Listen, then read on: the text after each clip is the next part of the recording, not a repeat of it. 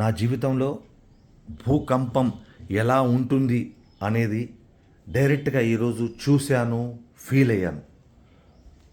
టీవీలో కూడా breaking news అదే వస్తూ ఉంది. 2 రాష్ట్రాల్లో భూ ప్రకంపనలు.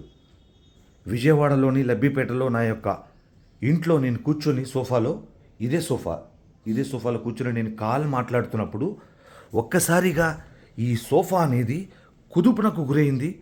భారీ కుదుపునకు గురై అసలు ఏం జరుగుతుందో తెలియనటువంటి ఆందోళనకరమైనటువంటి పరిస్థితి ఏర్పడినప్పుడు నాకు తల తిరుగుతుందా లేకపోతే ఏంటి అర్థం కాలేదు. ఒక 5-6 సెకండ్లు భారీ కుదుపునకి లోనైనటువంటి పరిస్థితి అనిపించింది నాకు. ఎందుకంటే సోఫా కింద నుంచి, ఈ సోఫాలో ఏదైతే కూర్చున్నానో ఈ సోఫా కింద నుంచి ఏదో కుదుపుతున్నట్టు, ఇది పైకి లేస్తున్నట్టు, ఏదో తీవ్ర ఒత్తిడికి గురైనట్టుగా అనిపించింది.